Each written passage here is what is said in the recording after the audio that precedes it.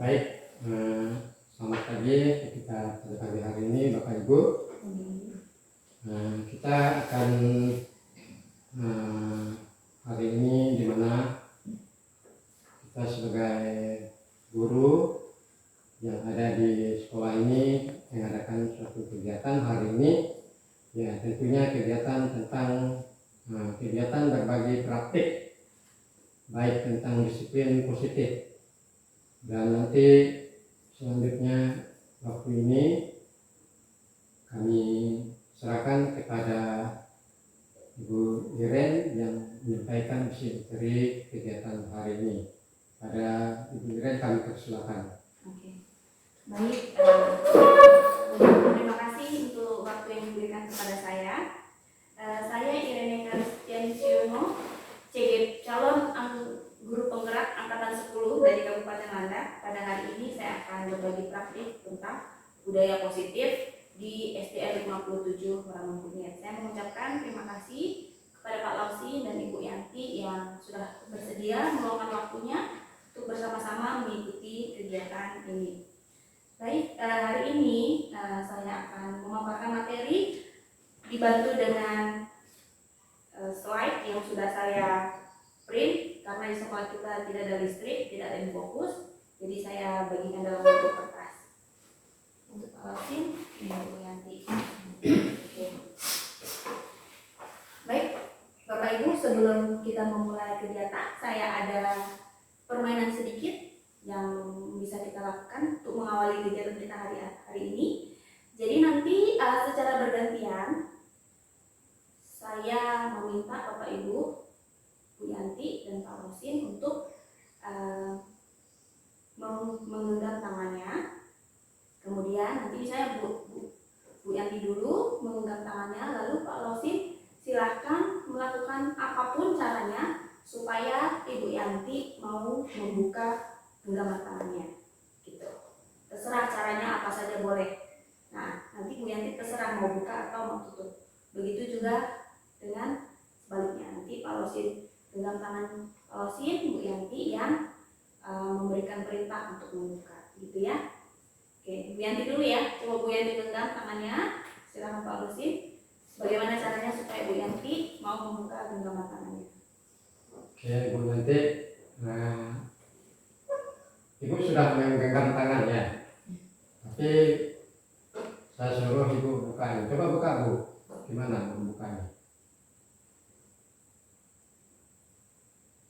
Buka Bu. Nggak mau Pak katanya.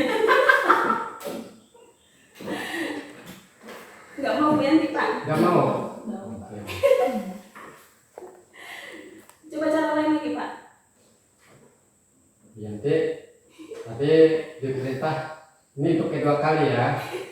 Saya suruh kamu buka. Coba buka Bu. Bu Yanti, tolong buka. Kok nggak mau? Oh ya. Terima kasih. Oke. Sekarang gantian Pak Losin yang genggam tangannya, Bu Yanti yang berupaya untuk membuka genggaman tangan. Pak Losin, silakan. Nah, berarti dah Bapak tutupkan tangannya. Ya, betul. Coba Bapak buka tangannya. Ya, Bapak tidak mau buka tangannya. Coba buka Pak tangannya. Tapi Bapak tidak mau. Ya, berarti Pak Losin nggak mau buka tangannya. Oke. Nah, Bapak Ibu coba kita diskusikan dari slide pertama tadi yang sudah saya bagikan. Nah, apakah Bu Yanti tadi membuka kepalan tangannya? Ya, ya kan? Nah, Bu Yanti, coba saya mau tanya, mengapa tadi Bu Yanti mau membuka kepalan tangan Ibu Yanti? Karena apa kira-kira tadi? Karena kan saya mau membukanya, jadi kan apa? Bu Yanti mau bukanya, jadi ya buka aja gitu. Ya, buka aja. Oke. Nah, sekarang Pak Lausin tadi tidak membuka tangannya ya. Pak Lausin, boleh saya tanya kenapa Bapak tidak mau membuka kepalan tangan Bapak? Karena tadi disuruh Bu Yanti buka, memang sapanya agak keras, jadi lembut. Oh ya saya juga gembus. Oh gitu. Baik, jadi menurut Bapak dan Ibu, dalam kegiatan ini siapa yang memegang kendali atau kontrol untuk membuka dan menutup?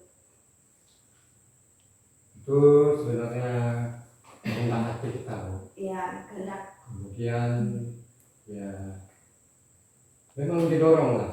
Nah, ya, ketika kita mau membuka, tapi kalau kita tidak membuka tadi, termasuk saya tidak mau membuka, Iya. ya tadi saya katakan karena memang ya mungkin ada perintahnya itu ya belum saya terima sepenuh hati. Oh iya. Ya baik Pak, berarti kita bisa simpulkan bahwa kalau kita mau buka atau kita mau tutup itu adalah yang memegang kontrol adalah diri kita sendiri. Nah, di slide selanjutnya itu sudah saya tuliskan bahwa ada sebuah teori kontrol yang dikemukakan oleh Dr. William Burleser. Nah, ternyata selama ini tuh ada beberapa hal miskonsepsi atau beberapa hal yang tidak benar-benar terjadi ketika kita melakukan kontrol terhadap murid. Misalnya yang pertama, ilusi guru mengontrol murid. Nah, pada dasarnya kita itu sebenarnya tidak bisa memaksakan kehendak kita kepada murid untuk melakukan sesuatu seandainya memang murid itu tidak mau melakukannya. Jadi sebenarnya kalau kita selama ini berpikir bahwa kita bisa mengontrol murid, hal itu sebenarnya salah. Sebenarnya kita tidak bisa mengontrol mereka. Yang kedua adalah ilusi bahwa semua penguatan positif efektif dan bermanfaat. Penguatan positif itu misalnya memberikan hadiah atau reward, penghargaan. Nah, ternyata tidak selalu hal itu bisa bermanfaat. Jadi penguatan positif itu hanya bagian dari bentuk-bentuk kontrol. Yang ketiga, ilusi bahwa kritik dan membuat orang merasa bersalah dapat menguatkan karakter. Jadi misalnya ada orang bersalah terus kita bilang, oh gara-gara kamu misalnya. Nah, itu tidak selalu bisa kita gunakan untuk mengontrol murid juga ya. Nah, justru malah hal ini bisa membawa anak itu menuju pada identitas gagal. Nanti akan dijelaskan tentang identitas gagal. Nah, yang terakhir, ilusi bahwa orang dewasa memiliki hak untuk memaksa. Nah, kalau di sekolah itu kan kita guru, usia kita jauh lebih tua dari anak-anak, kita tergolong orang dewasa. Sebenarnya kita tidak bisa memaksakan kehendak kita, apa yang kita mau kepada anak-anak. Nah, tapi banyak orang berpikir bahwa orang dewasa itu bisa mengatur orang yang lebih muda. Itu sebenarnya tidak bisa. Ya, banyak orang dewasa yang percaya bahwa mereka memiliki tanggung jawab untuk membuat murid-murid berbuat hal tersebut, tapi sebenarnya itu tidak bisa. Oke, selanjutnya, nah di sini kita akan belajar tentang makna disiplin. Tapi saya mau bertanya dulu, kira-kira menurut Bapak dan Ibu, disiplin itu apa? Pasti kita semua pernah mendengar kata disiplin. Kira-kira disiplin itu apa? Kalau kita pahamilah selama ini, apa arti disiplin? Disiplin kayak disiplin waktu kan, masuk tepat waktu Ya, terus tertib di dalam kelas ya, oke, itu bisa sebagai disiplin. Nah, di sini dari slide ini kita bisa lihat bahwa disiplin itu memiliki tujuan yang baik, yaitu menanamkan motivasi kepada murid-murid agar mereka itu bisa menjadi orang yang mereka inginkan, kemudian menghargai diri sendiri dengan nilai-nilai yang mereka percaya. Misalnya yang dibilang tadi kan datang tepat waktu. Berarti kalau kita analogikan, datang tepat waktu itu sebenarnya kita sedang menghargai diri kita sendiri dan orang lain. Misalnya datang tepat waktu ke sekolah, sudah ada jam berapa. Kalau kita datang tepat waktu, kita sebenarnya sedang menghargai diri kita.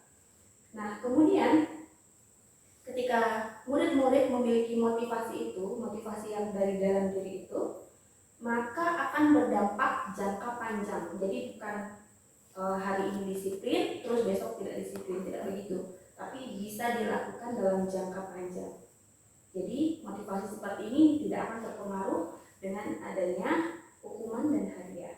Nah, saya akan membacakan sebuah kutipan yang dituliskan oleh Bapak Pendidikan kita yaitu Ki Hajar Dewantara, yaitu di mana ada kemerdekaan, disitulah harus ada disiplin yang kuat. Sungguh pun disiplin itu bersifat self disiplin, yaitu kita sendiri yang mewajibkan kita dengan sekeras-kerasnya, tetapi itu sama saja. Sebab jikalau kita tidak cukup melakukan self disiplin, wajiblah penguasa lain mendisiplinkan kita, dan peraturan demikian itulah harus ada di dalam suasana yang berbeda.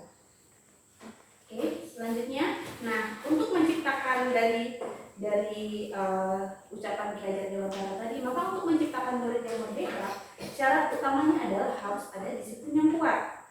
Nah, disiplin yang dimaksud adalah disiplin diri yang memiliki motivasi dari dalam diri atau motivasi internal. Nah, jika kita tidak memiliki motivasi internal itu, maka untuk melakukan sesuatu kita tuh terkadang perlu motivasi dari luar. Ya misalnya tadi perlu hadiah, perlu ancaman, perlu hukuman, perlu yang seperti itu. Jadi bukan dalam diri sendiri. Nah, disiplin seperti ini biasanya tidak bertahan lama ya, Bapak Ibu. Kemudian seseorang yang sudah memiliki disiplin berarti mereka bisa bertanggung jawab terhadap apa yang dilakukannya karena mereka mendasarkan tindakan mereka pada nilai-nilai kebajikan universal. Nah, nanti di sini kita akan mempelajari apa saja sih nilai-nilai kebajikan universal.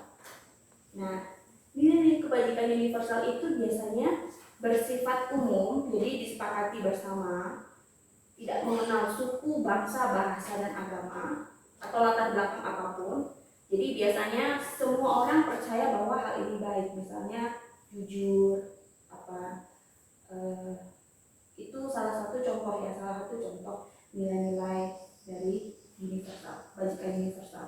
Nah, nilai-nilai kebajikan universal ini yang menjadi payung. Jadi gambarannya seperti sebuah payung besar yang akan membantu kita untuk mencerminkan seperti apa perilaku kita. Nah, ada banyak sebenarnya contoh-contoh nilai kebajikan universal. Tapi yang mau saya sampaikan di sini adalah profil pelajar Pancasila. Pasti Bapak Ibu sudah pernah dengar ya. Ini digaungkan ketika kurikulum Merdeka mulai diimplementasikan di dalam pembelajaran di sekolah. Jadi ini yang pertama, beriman bertakwa kepada Tuhan yang Maha Esa dan berakhlak mulia. Ini sesuai dengan sila pertama, ketuhanan yang Maha Esa. Jadi kita ingin bahwa murid-murid kita ini menjadi orang yang beriman. Itu landasan yang pertama. Yang kedua, profil yang kedua adalah mandiri. Mereka bisa melakukan apa yang menjadi bagian mereka itu tanpa disuruh-suruh gitu. Kira-kira seperti itu. Jadi muncul dari dalam dirinya untuk melakukan tugas atau tanggung jawabnya. Bernalar kritis. Yang ketiga bernalar kritis. Nah, hal ini penting Bapak Ibu. Mengapa? Karena zaman modern sekarang banyak sekali informasi yang tidak benar atau hoax yang sering muncul di handphone, di mana anak-anak zaman sekarang bisa menggunakan handphone dengan bebas, bisa menggunakan internet dengan bebas, nonton video di TikTok, di YouTube, di Facebook. Kadang-kadang video yang ditonton itu belum tentu benar, begitu. Nah, kita mau membuat anak-anak ini bagaimana supaya dia bisa menyaring informasi itu, gitu. Jadi tidak nonton langsung percaya, tapi disaring. Nah, itu perlu bernalar kritis. Kemudian berkebinekaan global. Hal ini sesuai ya dengan cerminan bahwa bangsa kita ini terdiri dari banyak suku dan bahasa. Itu menjadi kekuatan. Tapi kadang-kadang itu juga bisa menjadi kelemahan kalau seandainya setiap orang itu mementingkan dirinya sendiri. Bisa hal ini bisa menjadi bumerang juga. Nah, kita bagaimana caranya supaya anak-anak itu berkebinekaan global, kemudian bergotong royong. Bergotong royong ini bagaimana mereka bisa bekerja sama dengan orang lain, dengan rekan-rekan di teman-teman di kelas, bapak ibu guru dan orang tua. Yang terakhir kreatif, bisa menggunakan segala yang dia miliki untuk menciptakan hal-hal baru atau memodifikasi hal-hal tertentu. Nah, ini adalah nilai-nilai kebajikan universal. salah satunya. Sebenarnya masih banyak sekali contoh kebajikan universal yang ada gitu ya Bapak Ibu. Nah, kemudian selanjutnya kita masuk ke bagian yang kedua, yaitu teori motivasi, hukuman, penghargaan, dan restitusi. Nah, jadi Bapak Ibu, motivasi ini penting dimiliki siapa saja, entah guru, entah murid, entah siapa saja lah di dalam kehidupannya. Karena motivasi ini menjadi landasan atau dasar orang untuk melakukan sesuatu. Nah, dalam bukunya Diana Gosen itu menyatakan bahwa ternyata manusia ini punya 3 motivasi perilaku ya, 3 motivasi perilaku manusia. Yang pertama misalnya menghindari ketidaknyamanan atau hukuman. Yang kedua mendapatkan imbalan atau penghargaan dari orang lain.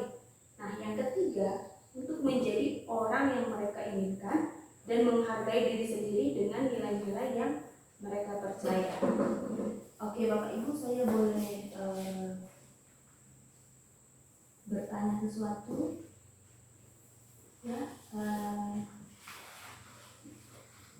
Nah, misalnya begini Bapak Ibu, kira-kira diri kita sendiri selama ini dalam melakukan sesuatu mengacu pada nomor berapa?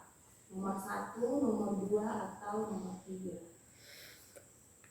Kira-kira selama ini, misalnya apa ya? Misalnya kita ke sekolah lah, datang ke sekolah tepat waktu. Kira-kira motivasi apa yang melandasi diri kita supaya bisa datang ke sekolah tepat waktu misalnya? Apakah nomor 1, nomor 2, atau nomor 3 yang selama ini Bapak Ibu rasakan?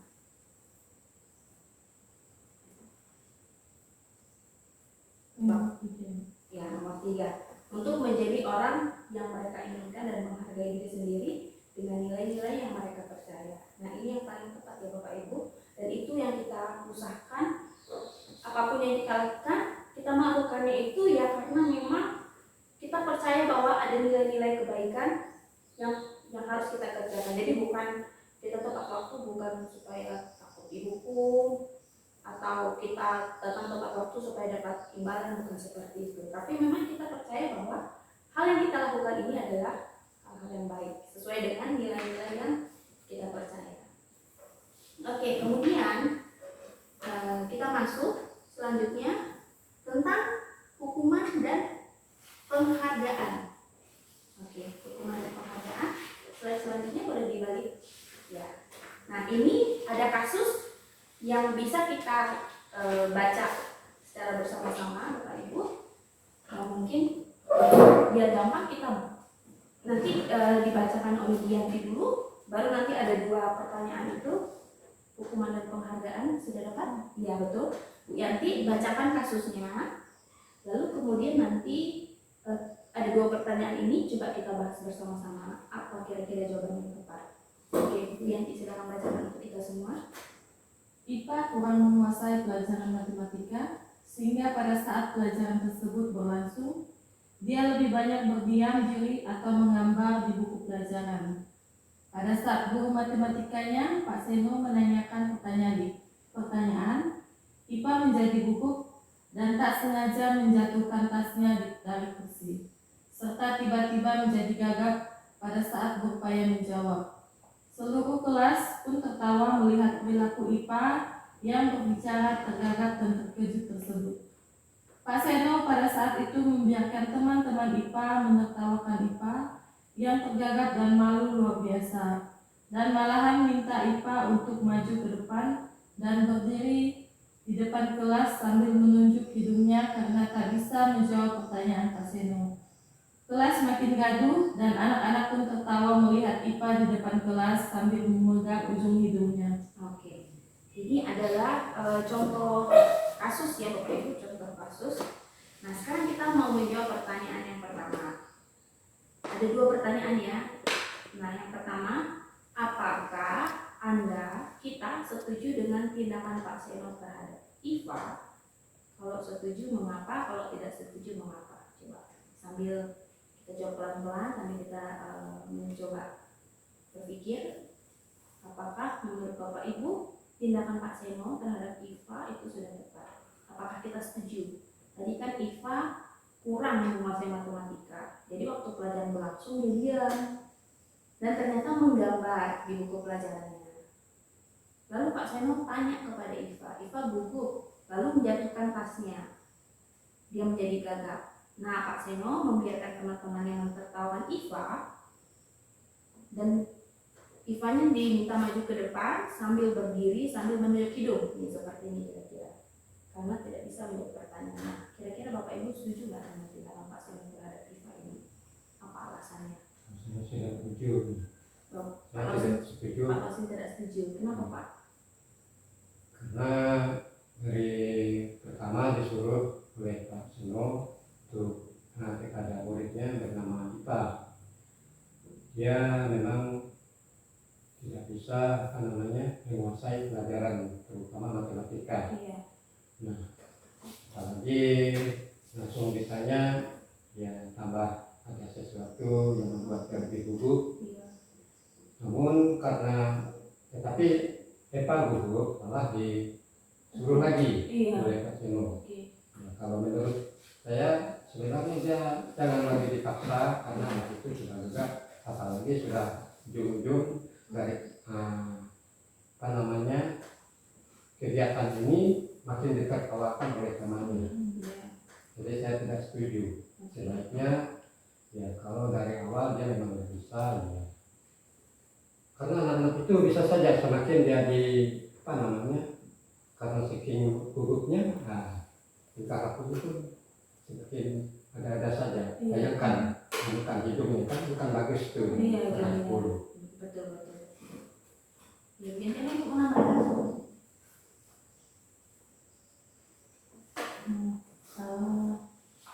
Tadi kan soalnya apakah setuju? Iya, kan pastinya terhadap yang tidak setuju, karena sebagai guru seharusnya kita memberi arahan yang baik untuk anak tersebut supaya saat dia belajar kita harus membimbingnya supaya dia bisa mengerjakan tugasnya, bukan malah diberi hukuman yang membuat dia malu di depan teman-temannya. Betul, saya setuju dengan Pak Wadi sama Bu Yanti. Apalagi ini kalau dibayangkan anak-anak usia SD, ini kan membuat dia semakin malu. Bisa jadi nggak mau sekolah kan parahnya gitu kan. Suruh maju ke depan begini, teman-temannya mentertawakan, dibiarkan. Ya, saya juga tidak setuju, ini tindakan yang tidak tepat. Lalu menurut Bapak Ibu, apakah tindakan Pak Seno terhadap Iva ini sebuah hukuman atau sebuah konsekuensi? Apakah ini hukuman atau ini konsekuensi?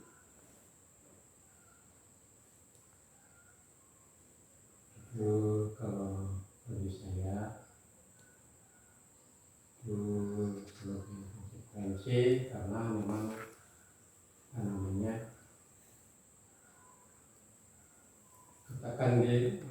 maksudnya ini hukuman karena Pak Seno kan kurang itu dengan tadi.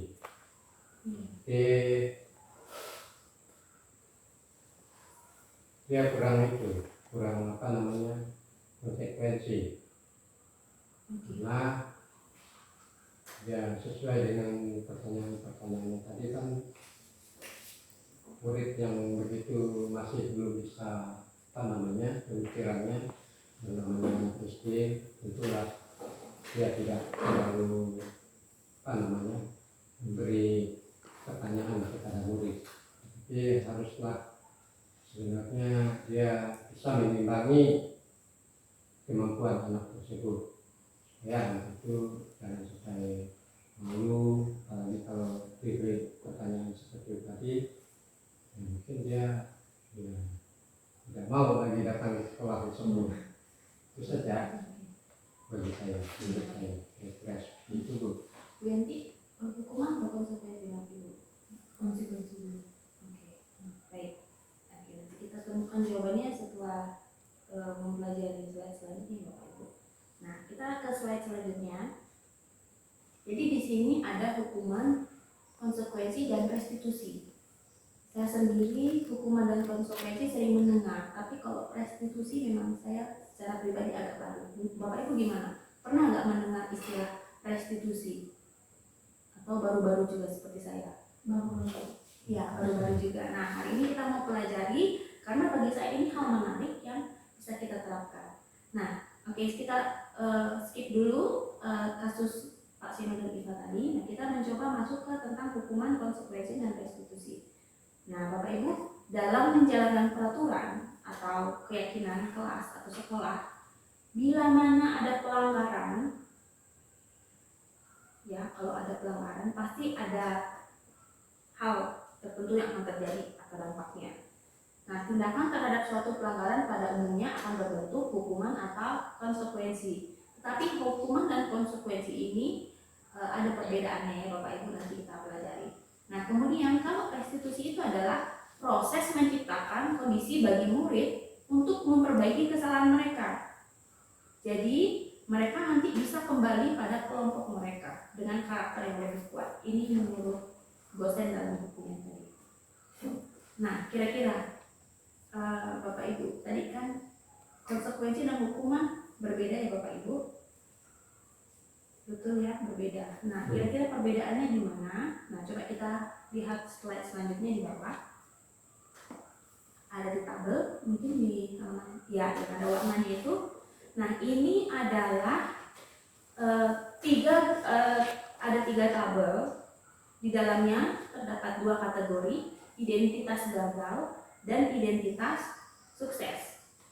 Nah, kalau identitas sukses itu nanti kita sebut dengan istilah disiplin. Nah, di dalam disiplin itu ada dua nanti, ada konsekuensi dan restitusi. Nah, di dalam identitas gagal ada hukuman.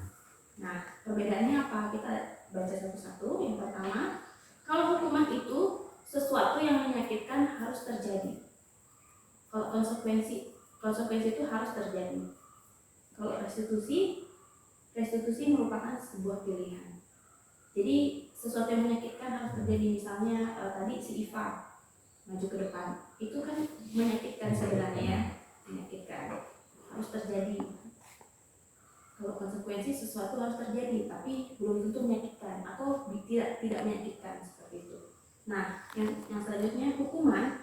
Kalau hukuman itu tidak nyaman untuk murid atau untuk anak dalam jangka panjang. Kalau konsekuensi tidak nyaman untuk murid tapi dalam waktu jangka pendek. Kalau restitusi menguatkan murid atau anak dalam jangka waktu yang panjang. Nah, kalau hukuman, korbannya mendapat keadilan. Kalau konsekuensi, korban bisa diabaikan. Kalau restitusi, korban mendapat ganti. Nah, kalau hukuman, murid akan tersakiti. Kalau konsekuensi, murid dibuat tidak nyaman. Nah, kalau restitusi, murid mendapatkan penguatan. Nah, ini ada tambahan lagi ya Bapak Ibu, tidak saya cantumkan di situ. Nah, ini contohnya ya. Murid bisa jadi, kalau hukuman, murid bisa jadi akan membenci peraturan. Nah, kalau konsekuensi itu, murid akan menghormati peraturan. Kalau restitusi, anak akan menghormati dirinya sendiri. Nah, kemudian kalau hukuman itu bisa jadi hal yang tiba-tiba, tidak diharapkan atau sangat melukai. Kalau konsekuensi itu sudah diketahui, masuk akal. Ya, kalau restitusi berupa undangan untuk mengadakan restitusi. Nah, ini saya coba perjelas lagi perbedaannya. Kalau hukuman itu dibuat oleh guru, karena tadi tiba-tiba kan, berarti guru yang membuat, kan murid tidak mungkin menghukum dirinya sendiri. Guru yang dibuat secara tiba-tiba. Kalau konsekuensi dibuat guru dan murid, jadi sama-sama. Kalau restitusi itu murid yang membuatnya. Nah, ini perbedaannya sudah semakin jelas. Nah, yang terakhir, hukuman itu menyakitkan, guru menjalani konsekuensi dengan menyalahkan, mengkritik si anak, menyindir, merendahkan. Nah, itu biasanya hukuman. Kalau konsekuensi itu membantu. Jadi guru itu menyatakan peraturan, melakukan peringatan dan menerapkan konsekuensi. Kalau restitusi menguatkan. Jadi guru menyebutkan keyakinan kelas, membimbing kerangka acuan berpikir restitusi murid anak. Nah, Bapak Ibu, coba kita kembali ke kasus Iva dan Pak Seno tadi. Jadi kalau Pak Seno nyuruh Iva maju ke depan lalu begini itu apakah termasuk hukuman atau konsekuensi?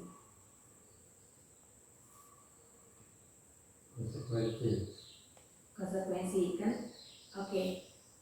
Konsekuensi tadi contohnya adalah konsekuensi itu dibuat oleh guru dan anak. Kalau hukuman dibuat oleh guru, kira-kira menurut Bapak Ibu, kalau anak, kalau di sini kan kasusnya Iva tidak bisa maju ke depan tadi, tidak bisa menjawab pertanyaan, ya kan? Karena dia gugup, dia juga nggak bisa belajar, kurang bisa. Lalu jatuh tasnya, ditertawakan teman-temannya.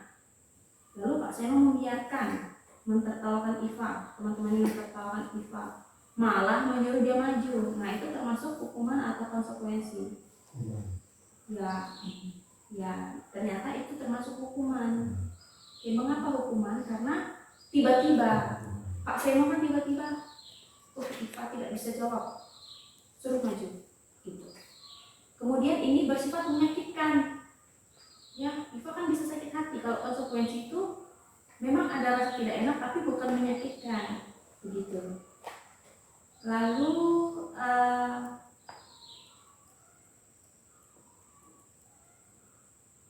kemudian hukumannya juga kan tadi penguatan ya, tiba-tiba.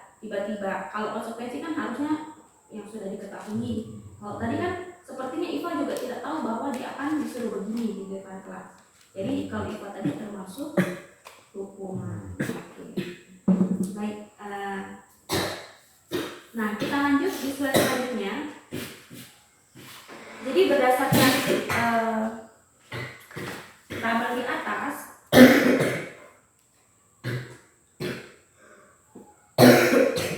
kita dapat menyimpulkan bahwa hukuman bersifat tidak terencana atau tiba-tiba.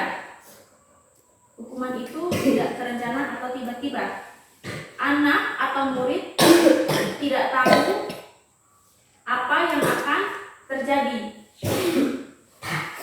Anak tidak tahu apa yang akan terjadi. Dia tidak dilibatkan. Ya, kalau dihukum itu dia tidak dilibatkan. Kemudian hukuman itu bersifat satu arah. Jadi pihak guru saja yang memberikan. Jadi murid itu hanya menerima. Ya, jadi guru yang memberikan hukuman, murid itu hanya menerima, gitu. Karena sifatnya satu arah. Nah, hukuman itu bisa bersifat fisik maupun psikis ya Bapak Ibu. Kalau fisik itu misalnya hukuman fisik itu misalnya contohnya apa ya Bapak Ibu ya? Hukuman yang bersifat fisik. Misalnya anak-anak dihukum misalnya.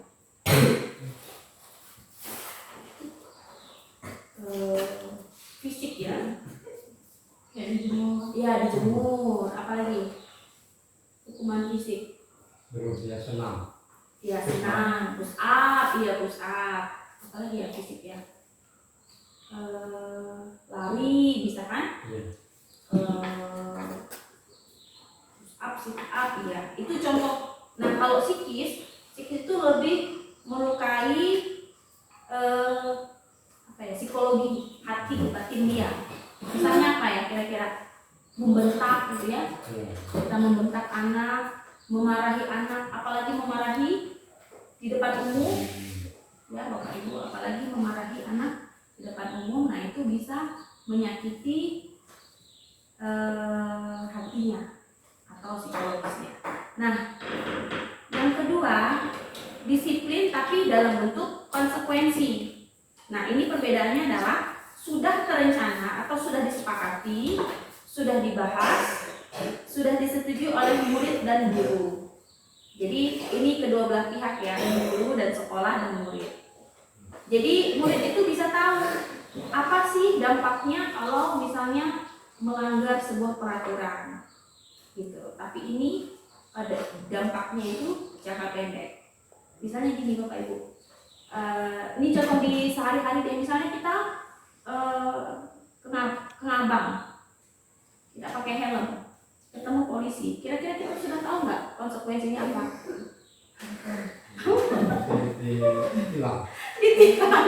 Iya, kita tahu. Ya kan, itu kan sudah bersifat umum. Semua masyarakat tahu, harusnya ya, pengendara motor harus tahu bahwa kalau berkendara tidak pakai helm, kemudian ada polisi ditilang, ya kemungkinan konsekuensinya ada ditilang gitu ya. Nah itu konsekuensi. Beda dengan hukuman, misalnya tiba-tiba polisinya nyuruh, oh, ayo bapak lari sampai mana gitu. Nah itu hukuman karena tiba-tiba tidak ada kesepakatan. Gitu. Tapi kalau konsekuensi, nah kita semua biasanya udah tahu. Kira-kira seperti itulah contohnya. Oke, nah di slide selanjutnya Bapak Ibu coba kita ini dulu sambil icebreaker. Ada beberapa contoh tindakan guru, lalu kita menentukan ya itu termasuk hukuman atau konsekuensi.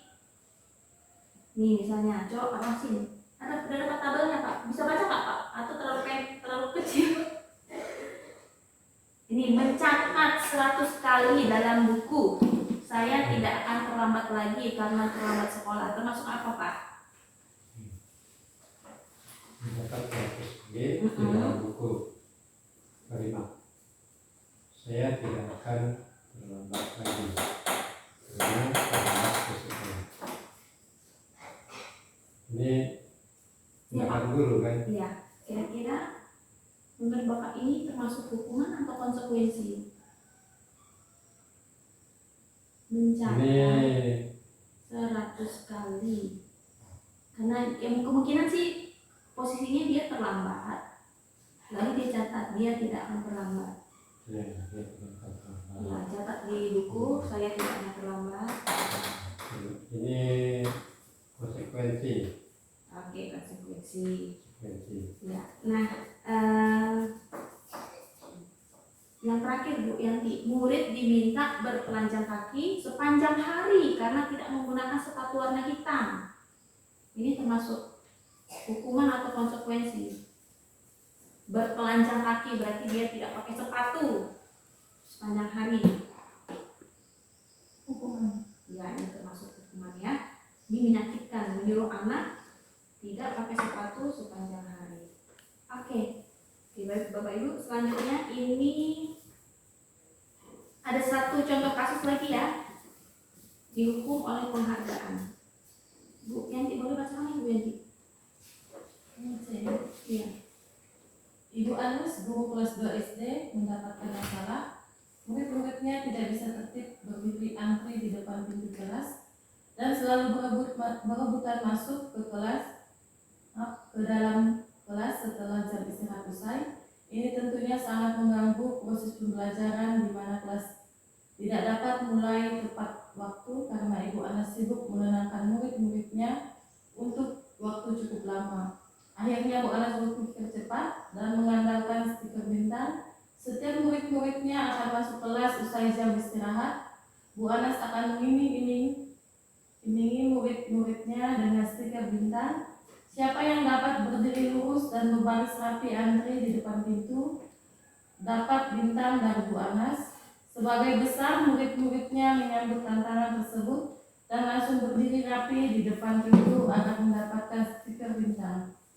Masih ada tulisannya Bu di bawah. Di sampingnya.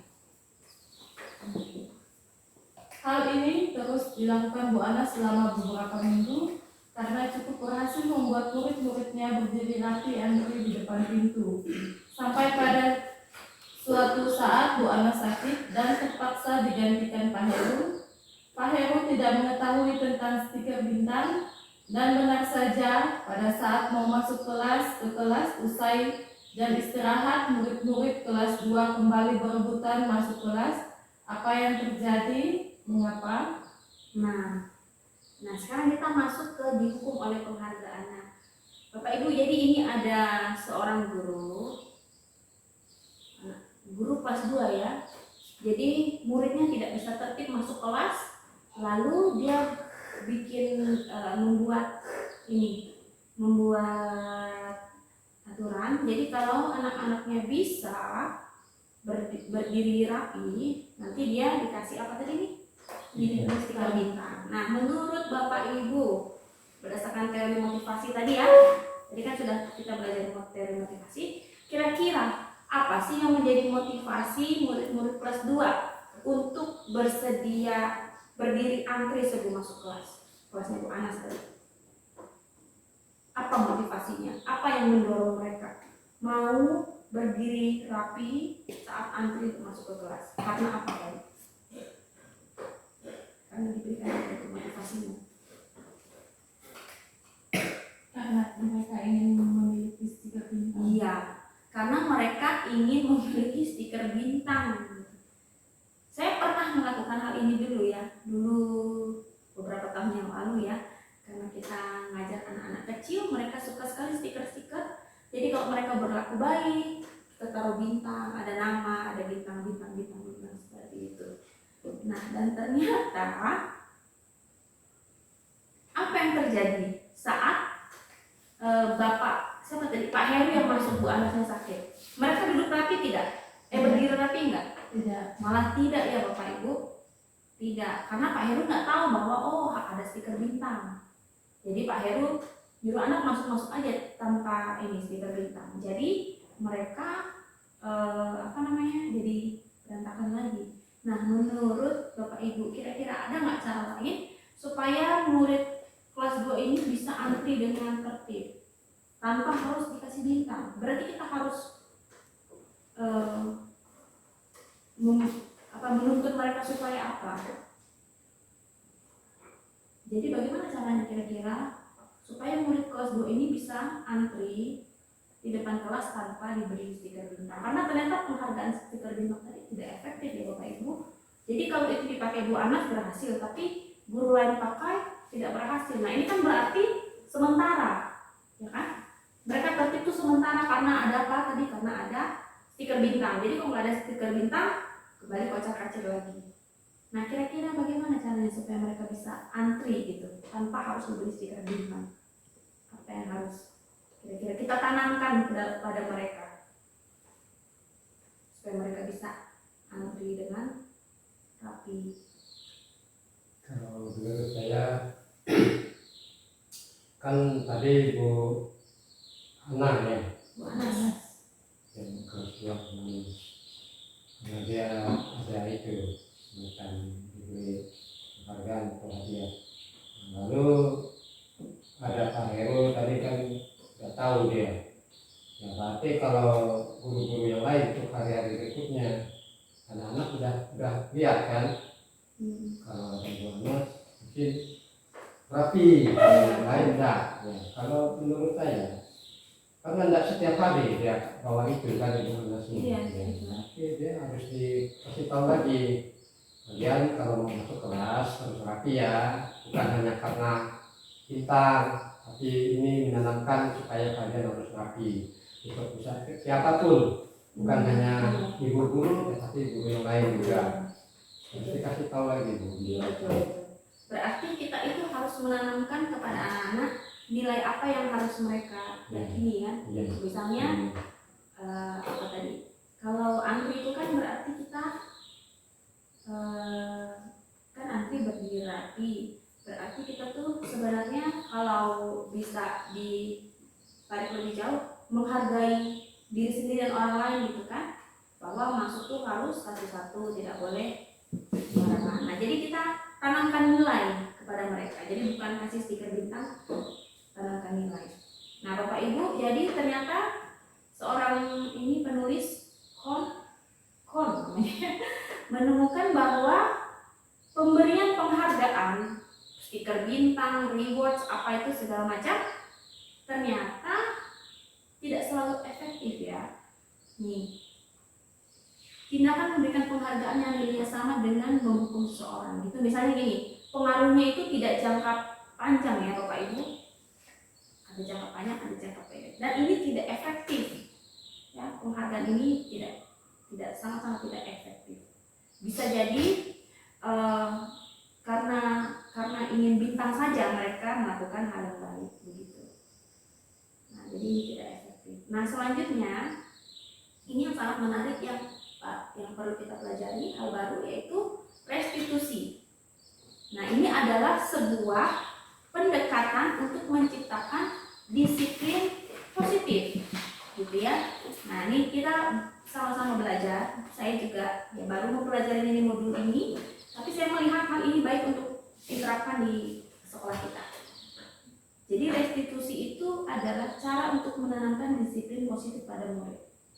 Nah, dosen mengatakan restitusi adalah proses menciptakan kondisi bagi murid untuk memperbaiki kesalahan mereka sehingga mereka bisa kembali pada kelompok mereka dengan karakter yang lebih kuat.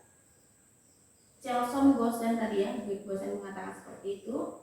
Nah, restitusi juga adalah proses kolaboratif ya, yang mengajarkan untuk si murid itu dapat mencari solusi untuk masalah, lalu membantu mereka berpikir tentang apa yang mereka inginkan dan bagaimana cara mereka harus memperlakukan orang lain. Nah, restitusi ini membantu murid menjadi orang yang memiliki tujuan, disiplin positif, dan memulihkan dirinya setelah berbuat salah. Pasti di keseharian kita di kelas, murid itu pasti salah, pasti adalah melakukan kesalahan. Nah, selama ini bisa jadi cara kita untuk menangani kesalahan mereka itu kurang tepat, begitu ya. Bisa jadi seperti itu. Tidak ada manusia yang sempurna, jadi pasti akan ada kesalahan. Nah, melalui pendekatan restitusi ini, jadi kalau murid berbuat salah, guru akan menanggapi dengan mengajak murid untuk melakukan refleksi tentang apa yang mereka lakukan, lalu menemukan jalan bagaimana sih cara memperbaiki kesalahan mereka sehingga mereka bisa menjadi pribadi yang lebih baik dan menghargai dirinya. Nah, itu ya.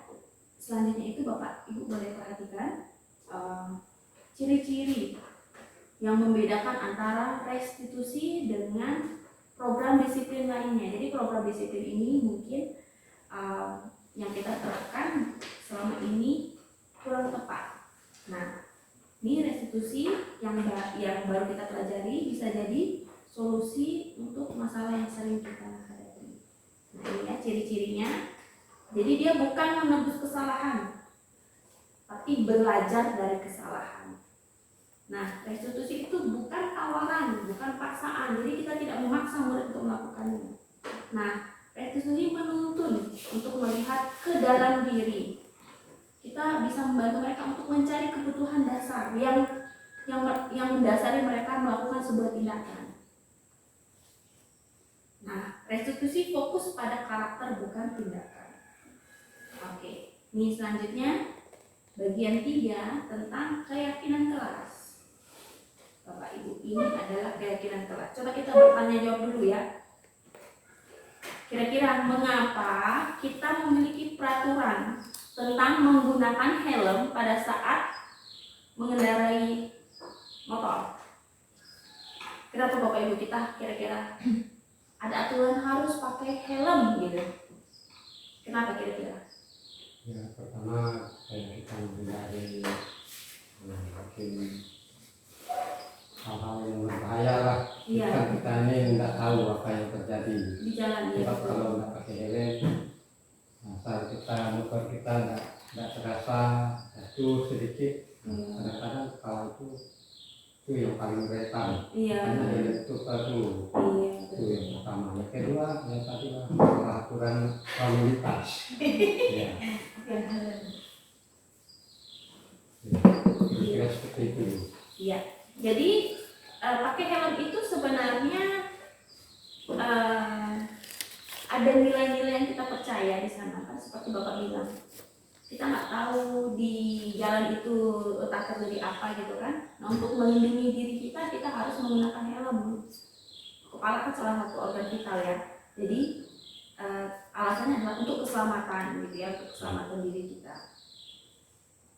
Nah, begitu juga misalnya kenapa harus pakai masker, kenapa harus cuci tangan.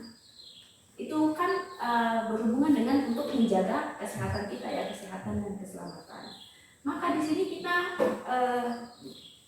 mempelajari hal baru bahwa mengapa sekarang beralih ke keyakinan kelas bukan peraturan kelas.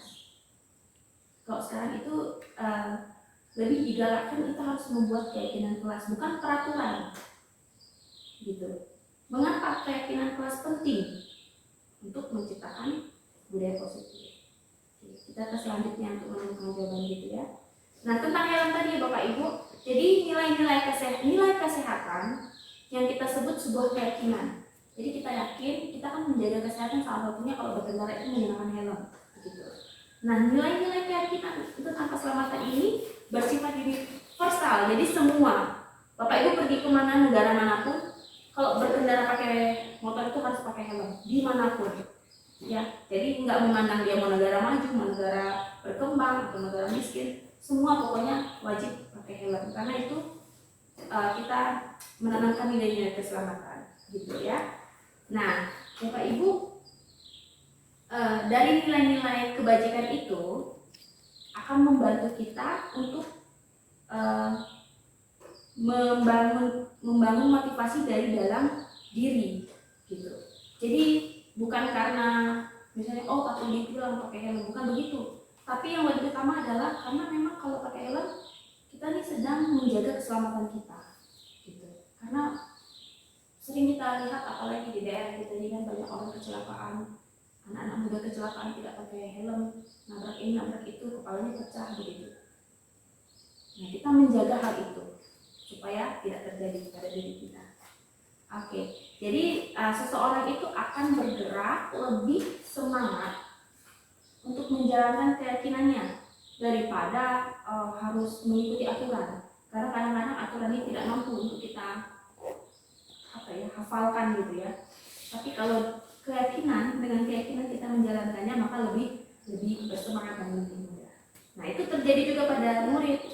Jadi murid itu menurut saya juga saya setuju bahwa lebih penting mereka untuk mendengarkan dan memahami tentang mengapa sih ada aturan ini di sekolah, gitu. Jadi apa nilai-nilai kebajikan di balik peraturan tersebut? Apa tujuannya? Apa tujuan mereka untuk melakukannya? Jadi bukan hanya mengikuti begitu saja, tidak, tapi mereka tahu alasan mereka melakukannya itu apa. Jadi kira-kira itu yang mau kita lakukan juga di sekolah ini. Nah, ini ini tahapan pembentukan keyakinan kelas atau sekolah. Nah, yang pertama Bapak Ibu, prosedur pembentukan keyakinan kelas atau sekolah itu ada di slide. Jadi kita mempersilahkan anak-anak di kelas atau murid-murid untuk bercurah pendapat. Bercurah pendapat itu diskusi tentang apa sih aturan yang mau kita sepakati di kelas. Misalnya harus datang tepat waktu, atau kalau teman berbicara kita harus mendengarkan. Jadi dua arah ya Bapak Ibu, tidak hanya kita, tapi kita meminta pendapat murid juga. Nah, nanti Bapak Ibu kita tulis di rokan, kita catat semuanya. Apa yang sudah mereka sampaikan, apa ide-ide mereka, kita catat semuanya. Lalu baru kita susun. Ya, setelah mereka mengucapkannya, kita tulis, baru kita susun. Setelah kita susun, ini yang catatan yang penting ya, mungkin ada anak-anak bilang begini, jangan berlari di kelas misalnya begitu. Nah, kita usahakan bagaimana caranya kalimat itu jangan negatif. Jadi contoh kalimat negatif itu jangan gitu. Tapi kita mengganti dengan kalimat yang positif. Kira-kira apa yang harus mereka lakukan? Jangan sampai mereka tahunya, ini nggak boleh, itu nggak boleh, itu nggak boleh. Tapi kita ganti dengan kalimat positif. Misalnya jangan berlari, berarti di kelas harus apa? Berjalan, gitu. Misalnya. Jadi kalimat jangan berlari di kelas bisa kita ganti dengan berjalanlah di kelas. Jangan memotong pembicaraan misalnya. Nah, bisa kita ganti dengan mendengarkan teman yang sedang berbicara. Jadi harus diganti kata-kata yang negatif seperti jangan, tidak boleh, jangan, tidak boleh, jangan, tidak boleh. Diganti dengan kalimat yang positif. Oke, selanjutnya dilihat kembali apa yang sudah dicatat. Dilihat kembali, jangan sampai masih berupa peraturan. Kalau misalnya jangan memotong pembicaraan, itu kan masih berupa peraturan ya Bapak Ibu. Nah, itu diganti seperti itu. Lalu dilihat lagi kembali secara bersama-sama. Nah, misalnya sudah selesai dilihat, sudah selesai ditinjau dan setuju, Bapak Ibu boleh ajak anak-anak nih, misalnya sudah ditulis di kertas asturo atau kertas manila gitu kan, suruh mereka tanda tangan. Itu tanda bahwa yang membuat peraturan ini tidak cuma ibu guru atau bapak guru, tapi bersama-sama ya, semua orang di kelas itu membuat kesepakatan ini. Maka kalau sudah selesai boleh ditempel supaya mereka ingat. Kalau hanya kita yang tulis bisa berlalu begitu saja. Tapi kalau ditempel kapan saja mereka bisa lihat.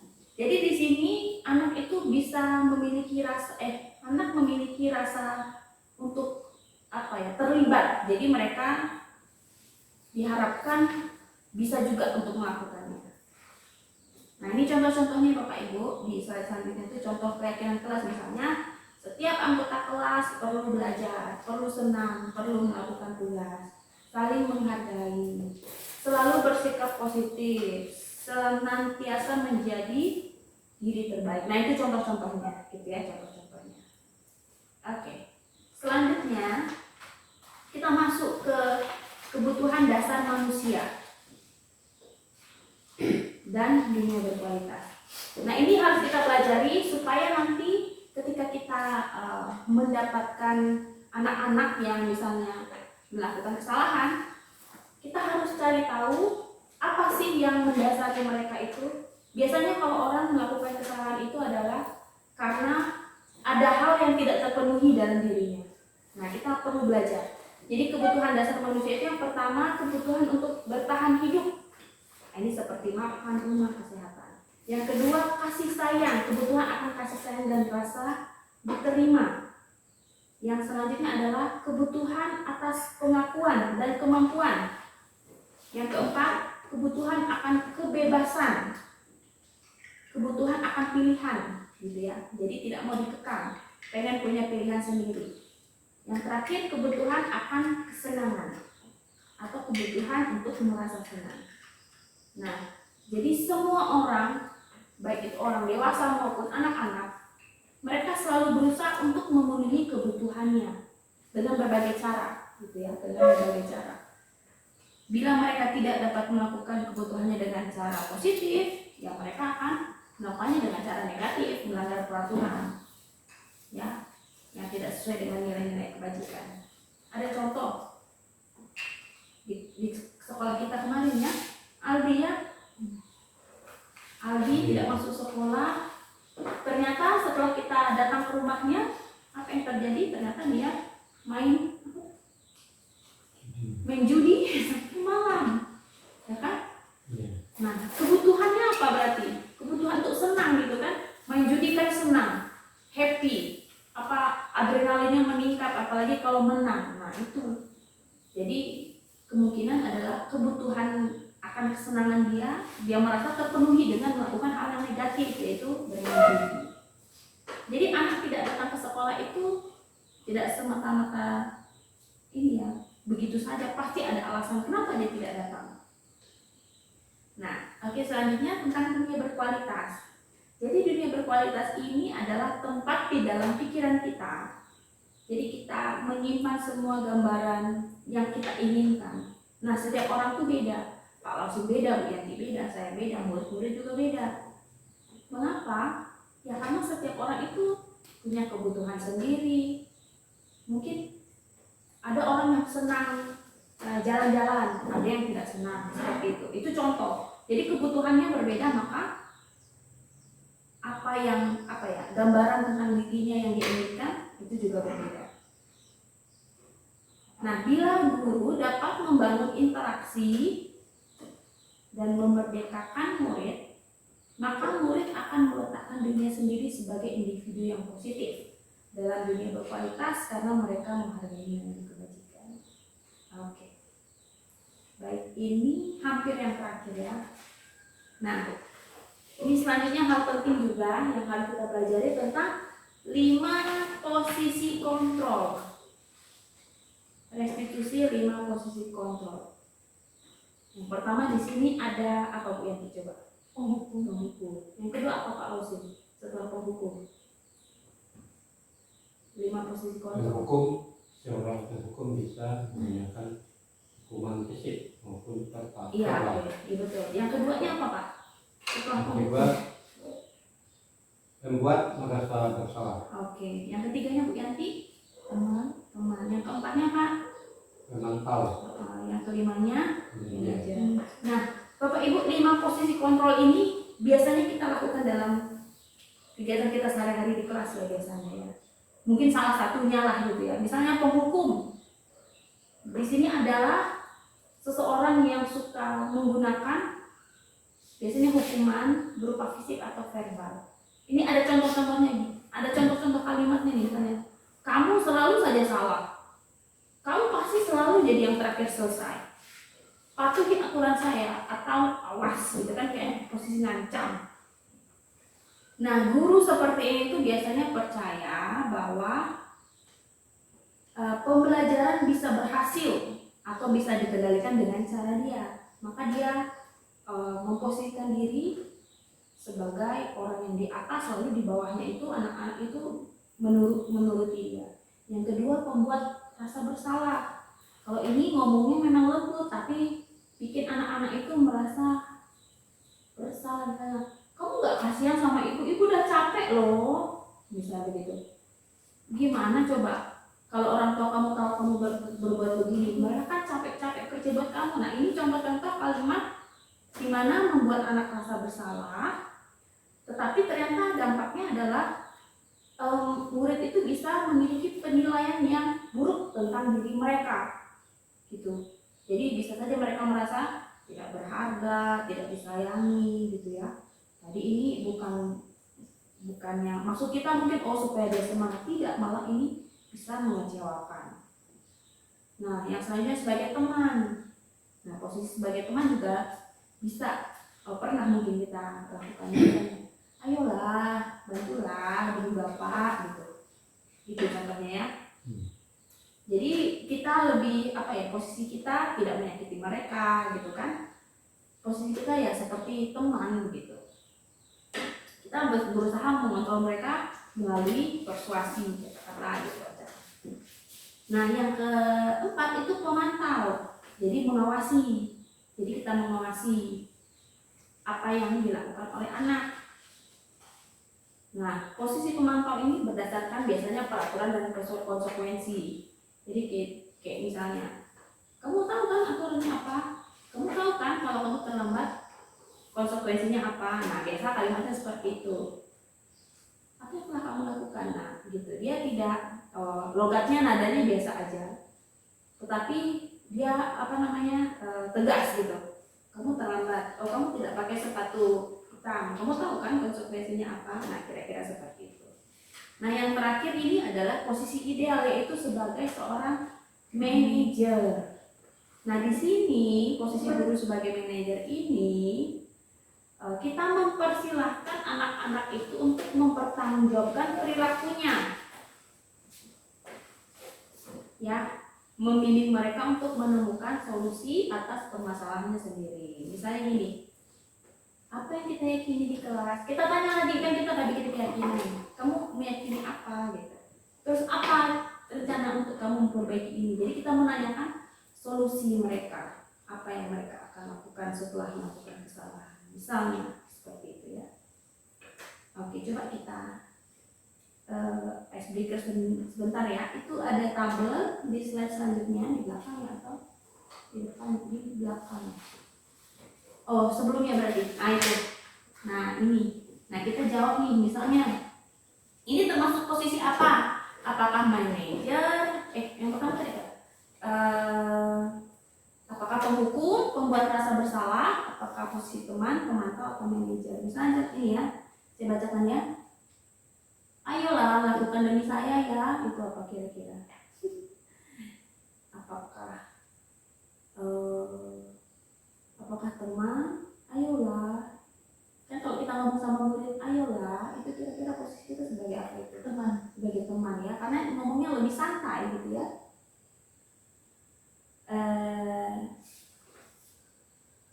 Kamu tidak pernah benar melakukannya. Nah, itu kira-kira apa tuh? Posisi apa tuh? Atau saya kecewa sekali dengan kamu. Ini bisa jadi posisi apa nih? Membuat rasa bersalah. Ya, bisa membuat rasa bersalah. Itu. Kamu selalu jadi yang paling terakhir. Nah, ini bisa sebagai hukum ya. Nah, ini kalau misalnya apa rencanamu untuk menyelesaikan ini? Sebagai apa tadi? Yang paling iya, sebagai seorang manajer. Nah, kita diharapkan sebagai seorang manajer. Jadi kalau ada permasalahan atau kesalahan anak, kita menuntun mereka untuk menemukan solusi. Oke, yang paling terakhir setelah kita mempelajari semua tadi teori-teori tentang disiplin positif, terus tentang hukuman, konsekuensi, dan restitusi, ini adalah langkah-langkahnya ya. Segitiga restitusi. Jadi digambarkan sebagai sebuah segitiga sama kaki. Ya, ada 3 sisi, yaitu yang pertama menstabilkan identitas. Dia yang paling bawah, segitiga paling bawah. Jadi menstabilkan identitas ini, kalau dari teori kontrol itu contohnya misalnya kita semua melakukan hal yang terbaik yang kita bisa lakukan. Gitu. Kemudian sisi yang sebelah kiri, validasi tindakan yang salah. Jadi semua perilaku tuh pasti ada alasannya, tidak mungkin tidak. Dan sisi satunya lagi adalah menanyakan keyakinan atau kita mencari tahu motivasi internal kita untuk melakukan kebaikan. Nah, Bapak Ibu, jadi prosesnya begini ya. Kalau misalnya ada kasus atau ada kesalahan anak, nah kita melakukan langkah-langkah ini. Pertama, di slide terakhir itu saya sampaikan, pertama kita menstabilkan identitas.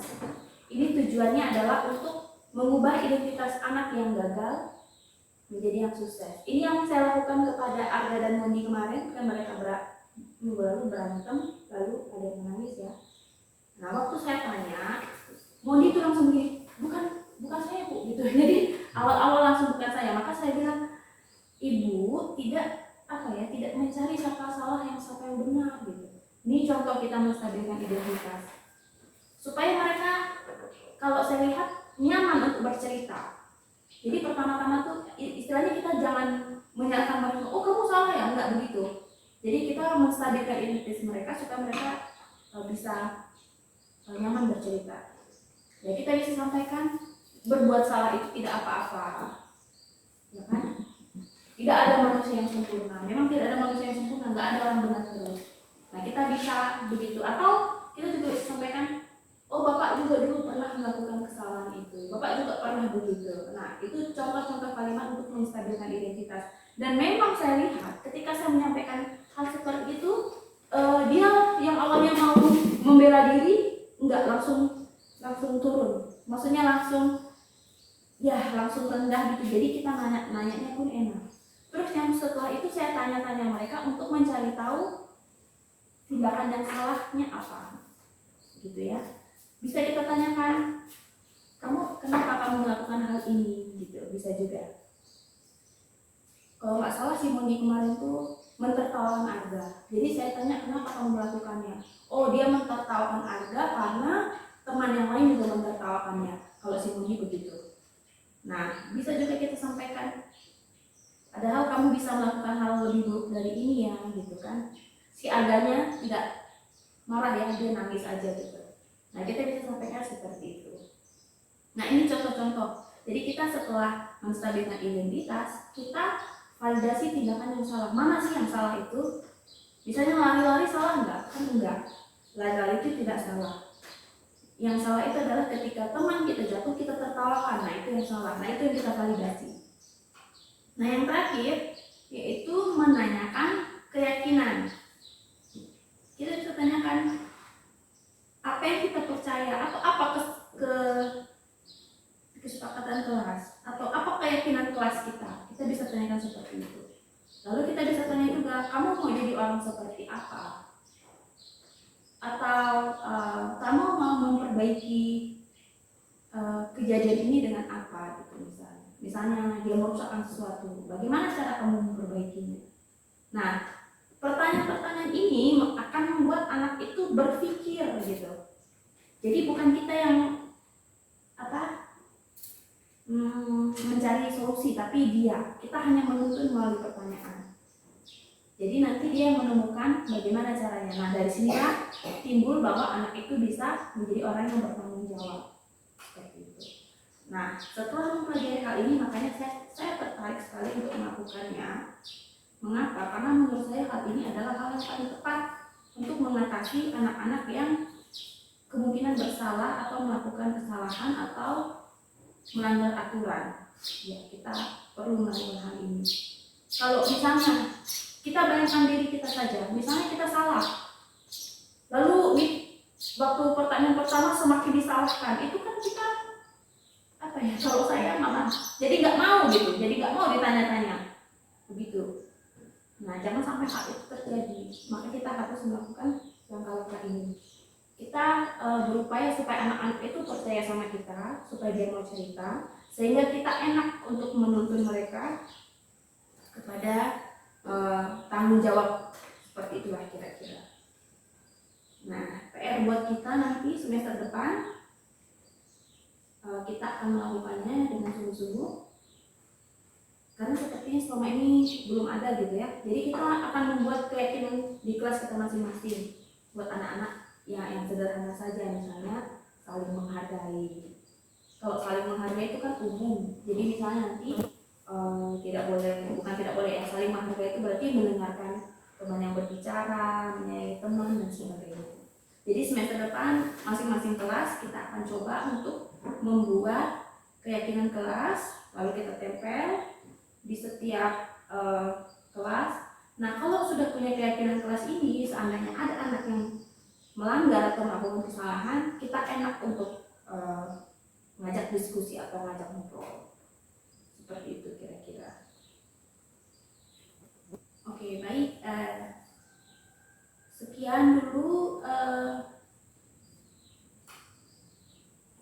berbagi praktik baik dari saya. Jadi materi ini saya dapatkan dalam program pendidikan guru penggerak modul 1.4. Hari ini saya bagikan semampu saya.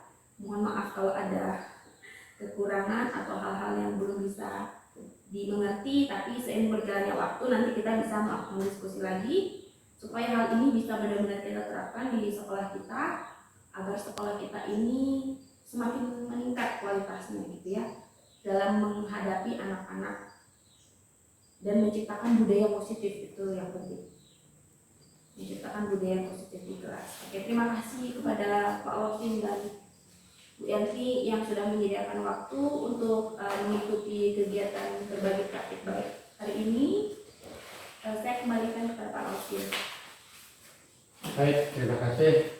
Kita sudah berbagi tentang praktik disiplin yang sudah disampaikan oleh Ibu Liren, dan materi-materi yang sudah dia sampaikan itu sangat bermanfaat untuk kita ketika kita selanjutnya nanti boleh mengembangkannya, terutama di sekolah kita, terutama untuk menanamkan disiplin, bahkan ilmu-ilmu yang mereka dapati lewat pertemuan kita pada hari ini. Dan kami berterima kasih pada Bu Liren yang hari ini yang dia dapatkan di dalam program guru penggerak, yang boleh menyampaikannya kepada kami sebagai dewan guru. Kami sangat terima kasih Bu. Jadi waktu ini kita Sudah selesai. Iya. Terima kasih Bu.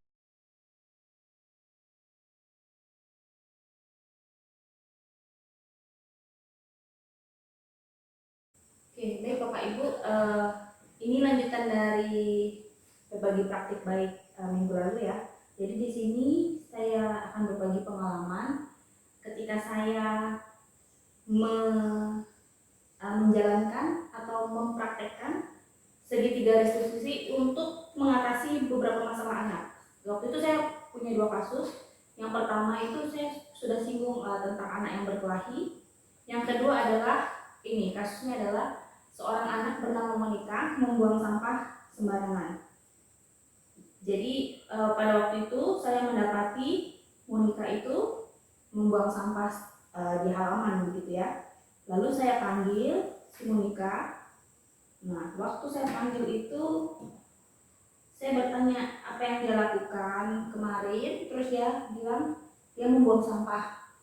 Nah, setelah itu dia langsung bilang maaf ya Bu gitu. Berarti Monica ini tahu dia salah, makanya dia bisa bilang maaf ya Bu. Nah, saat itu kesempatan nih saya langsung ngomong begini untuk menstabilkan identitas. Tidak apa-apa Monica, karena semua orang pernah berbuat salah, tidak ada manusia yang sempurna. Kemudian saya memberikan penguatan bahwa bagus karena dia sudah mengakui kesalahan. Kemudian tidak sampai di situ, saya lanjut untuk memvalidasi tindakan yang salah. Jadi melalui percakapan ini, melalui percakapan ini saya bertanya, kira-kira apa yang salah dari tindakan dia? Nah, dia bisa menjawab, tindakan yang salahnya adalah dia membuang sampah, karena dia membuang sampahnya di halaman. Nah ini, jadi di sini saya memvalidasi tindakan dia yang salah. Kemudian selanjutnya setelah itu saya masuk ke pertanyaan ketiga, sisi yang ketiga yaitu menanyakan keyakinan. Nah di sini saya bertanya, apa keyakinan kelas atau sekolah yang kita sepakati? Dan mereka bisa menjawab, yaitu menjaga kebersihan. Jadi memang kita punya keyakinan bahwa setiap warga sekolah itu harus menjaga kebersihan. Nah, di sini Monica sudah tahu bahwa dia harus menjaga kebersihan. Selanjutnya saya bertanya kepada dia untuk memunculkan motivasi dalam dirinya untuk berubah. Jadi saya bertanya, apa yang kira-kira Monica bisa lakukan untuk memperbaiki hal ini? Nah, di sini jawaban Monica, dia sudah ketemu ya solusinya, yaitu kata dia sampah yang dibuang di halaman tadi dia ambil kemudian dibuang di tempat sampah. Tetapi tidak sampai situ, saya menanyakan kira-kira ke depannya bagaimana supaya dia bisa mencegahnya. Lalu dia bilang berarti nanti kalau mau masuk saat dia makan snack yang ada sampahnya, sebelum masuk kelas dia harus membuangnya ke tempat sampah dulu. Nah, di sini. Jadi di sini sudah muncul di dalam diri Monica bagaimana cara dia memperbaiki kesalahannya dan bagaimana caranya supaya hal itu tidak terjadi lagi. Jadi setelah mempraktekkan segitiga restitusi ini, saya menemukan bahwa ini adalah cara yang efektif yang bisa kita lakukan untuk menangani permasalahan yang timbul di dalam anak. Jadi setelah kita melakukan tanya jawab, nanti di akhirnya itu anak-anak itu akan menemukan di dalam dirinya tentang motivasi atau hal apa yang harus dia lakukan, misalnya untuk memperbaiki kesalahan sesuai dengan keyakinannya masing-masing. Begitu. Jadi Bapak Ibu, kira-kira itu saja yang bisa saya bagikan hari ini.